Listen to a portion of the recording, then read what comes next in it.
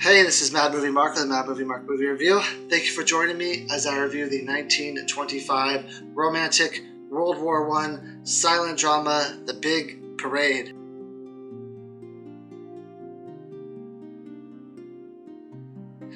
Hey, well, I get that reaction for all of my reviews, but I'm going to push forward and continue anyway. Now, if this is your first time watching my channel, I am reviewing all the movies on the 1001 Movies You Must See Before You Die list.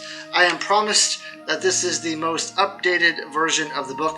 What version is it? I have no idea, but it is apparently the most updated. Now, out of all the silent films that were made in the history of silent cinema, The Big Parade had the highest gross box office number. So it was incredibly popular when it came out. Everyone went and saw it. For me, this is the oldest war movie I've ever seen in my life. I've never seen any that predate 1925, and I thought it was really good. I thought that it laid the groundwork for future war movies. The acting is incredible. The cinematography is incredible. The war scenes are brutal and very much looks like they are real. The only issue I have is kind of in the beginning of the movie. I think it drags a little bit. There's a couple of characters that I don't really care for, and I understand what they're doing. They're trying to build these characters' backstories so that later on when things happen to them, you have a emotional reaction to it. But I didn't care for the characters, so it didn't really work for me. But the rest of the movie, like the middle to end, is absolutely phenomenal. This movie stars John Gilbert as James and Renee Adoree as Melisande. Something that's really tragic about this movie is that a lot of the characters, the actors in real life, died at a really young age. And it's just really heartbreaking to hear that because these actors are fantastic. These two leading actors are amazing. Renee Adoree is probably my favorite part of this whole movie. I thought she was absolutely fantastic, and it's just sad that we lost these actors at such a young age, and we never really got to see what they could have become if they could have survived like the talkie movies and what they could have done later on in life. I really wish we could have seen that, but unfortunately, we were not able to. So when this movie opens up, James is the member of a very wealthy family, and he kind of just goes through life doing nothing.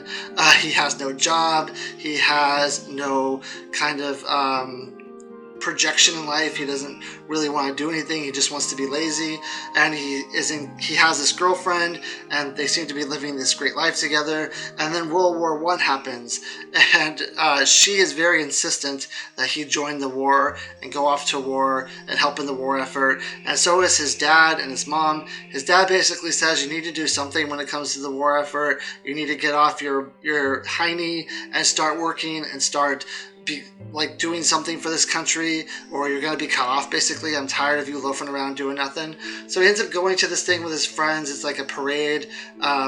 It's a patriotic parade, and he decides that he's going to enlist, and also his girlfriend kind of telling him that he has to is also kind of pushing him towards enlisting when he doesn't really want to. So he ends up enlisting in the war effort, and when he gets to the army, he meets two friends named Slim and Bull. Now, these are the two characters that I don't really care for at all. Their personalities are not personalities that I really enjoy. They're kind of goofy in a illogical way, I would say. And a lot of this first part of the movie is built on building up the friendship between these three characters, and because later on some tragic things are going to happen, and you really want them to be friends, and you really want to have some sort of emotional attachment to these characters, so like I said, so that you feel something later on. But that didn't happen for me. Also, James meets a French girl named Melisande. She does not understand English. He does not understand French, but he falls in love with her like right away, like love at first sight. As soon as he sees her, he thinks she's the most beautiful thing he's ever seen in his life, and he pursues her. Now, Slim and Bull also pursue her, and she kind of bats them all off. She doesn't want anything to do with any of them, especially Bull and Slim. She really wants nothing to do with them. They really come at her hard. Like, they are really pushing themselves on her in one scene, and they're both doing it together. She's in the middle, and they're both kind of pushing themselves on her at the same time. It's really cringy. I think it's supposed to be funny. I think this was seen as comedy in the 1920s, but I just thought it was cringy, and I was waiting for the scene to end. She eventually falls in love with James. Even though he has a girlfriend back home, they end up in this relationship together, and it kind of seals the deal in one scene where he's teaching her how to, like, pull gum and tie it around her finger, and that apparently was the straw that broke the camel's back when it comes to. That's not what I want to say. That was the thing that really won her heart, was the twisting of the gum around the finger, and that's really what did it for her. Now, one day they're pursuing this relationship with each other. It's a very touching scene. It's a very touching relationship. In the back of my brain, though, I was thinking this shouldn't be happening because you have a girlfriend at home. So even though it's a touching relationship, and it really shows that the language barrier doesn't matter. You fall in love with who you fall in love with. Once he got out in the world and he was able to see what the world was like away from his rich family, he realized that he did not love the girl he was with, and that there was more people and more things out there, and the world was a lot more grand. But still in the back of my head, it's like, you really shouldn't be doing this. But he gets a letter from his girlfriend, and Melisande sees the letter, and she gets emotional because she realizes that he has a girlfriend back home, and that this is not a relationship that she should be pursuing. So she kind of runs off, she runs away, and he looks for her desperately, but he can't find her. Then he gets kind of summoned into battle, so he has to leave, and there's this very touching, very amazing scene where he is on this truck and he's leaving the area where her home is, and she realizes that she loves him and she wants to pursue him, and she doesn't really care about the girlfriend thing, that she wants to be in this relationship with him. So she's looking for him frantically on these cars, and she's running after the cars, and she's like running down the street, and he's calling for her, he's looking for her, and it's like he's just ahead of her and she just can't catch up to him. And finally she does catch up to him, and they have this very amazing embracing moment, and is absolutely phenomenal. It's a great scene, very touching, heart-wrenching, absolutely amazing. So then they go to battle, and like the real stuff starts happening. They go from this cozy kind of like life where they're not doing really anything that's difficult in the army to being thrown right into the trenches. It doesn't seem like they've really had much training to do any of this. They're just thrown like right into the trenches, into the fighting. There's a scene where like they shoot down a plane or something, and the plane explodes. But there's later on in the movie, I would say the biggest action sequences. It's crazy because there's a scene where I'm assuming this really happened in World War One, but the thought of this just completely blows my mind. They're all in a line and they're going through like this wooded area, and the other side have this machine gun, and they're just like firing the machine gun at this line that's coming at them. And James's platoon, or whatever you call it, that he's with, they don't break. They just keep walking in this line as like their people are falling in front of them, like dying. They're not ducking behind trees. They're not like trying to take cover. They're just continuing to walk in this line. I'm like, you guys are also going to be shot. You realize that, right? Like, all they have to do is continue shooting this machine gun in the same place that they're shooting it, and they're just going to keep picking you off one by one. It's absolutely nuts. As I was watching it, I'm like, I was yelling at the screen, duck behind a tree. What are you doing? Stop walking in this line. But they end up, after multiple people die and get injured, they end up getting rid of the enemy. And then later in the movie, they're like digging holes. They're in these trenches, and the holes are being bombed like left and right and left. There are a ton of tanks in this movie. There's a ton of troops. There's a ton of like cars that carry the troops. There's planes. It's crazy the amount of vehicles and the amount of people that are just everywhere in this movie. It's phenomenal. The amount of cast they have in this is crazy. But like the holes and the trenches are being bombed, and like people are dying left and right. And then the three of them are holed up in a trench together, and they're told that one of them has to go and kill this machine gunner that's a couple like feet away, yards away from them or whatever. So they do a spitting contest, and Slim ends up winning because he's like the spit champion of the platoon. And he goes in and he gets pretty far, like right up to the gun line, and then unfortunately he ends up getting killed. Now, I had no real emotional reaction to that because I wasn't a huge fan of the character Slim. Then Bull and James, they hear this happening, they hear him dying basically, and they're told not to go after him, but they decide to do it anyway.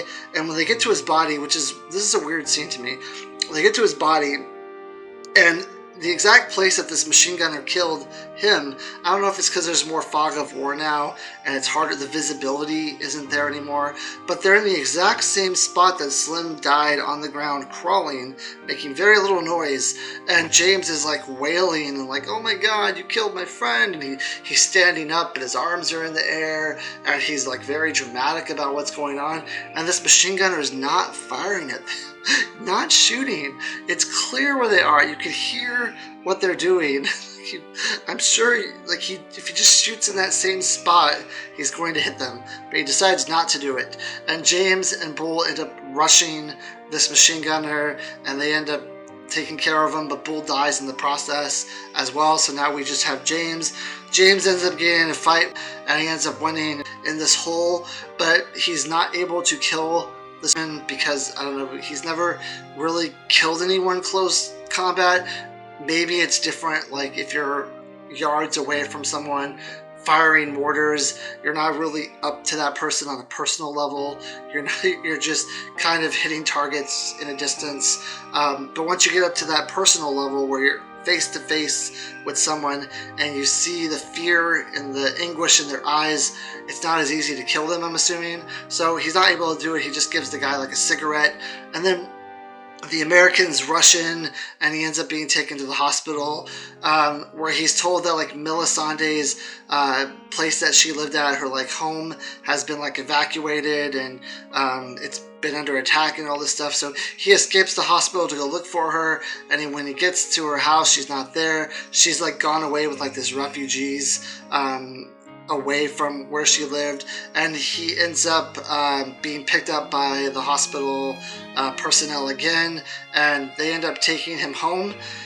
When he gets home, he doesn't realize this, but his mom sees his girlfriend with his brother, and they're kissing each other, and she's like, oh, I don't want to leave you, because apparently now she has cheated on James with James's brother, and she's like, I don't want to leave you, but we can't forget about the sacrifice that James made. Also, very important, James loses a leg in the battle, so he is on crutches with just like everything from the knee down is tied. He has only from the knee up. So like at the knee, his like jeans are tied, and like he's on these crutches, like almost like a Lieutenant Dan situation, but only one of his legs are gone. And when he gets to his house, he is greeted by his dad, who says like, I'm so glad you made it out alive. I'm very proud of you. And he has this instance where he says like, I know I'm an abomination, and you guys don't have to be nice to me. I know what I look like. I know what it must be to see me. And he has this intimate moment with his mom where he says there's a girl that I fell in love with in France, and she says you should go with her because she knows something that he doesn't, that his girlfriend is cheating on him with his brother. She says you should go to France and be with her. So he ends up going to France. He finds her somehow, and she doesn't even like care about his leg. Melisandre and him just like embrace each other, and I think that's the end of the movie, is when they embrace each other. It's a beautiful end to a beautiful movie, really. Only the beginning to me was very slow, but that sequence in the middle where she's running after him and he's on the transportation truck trying to find her and she's trying to find him, what an absolutely gorgeous scene. This movie is cinematography in this movie is absolutely stunning.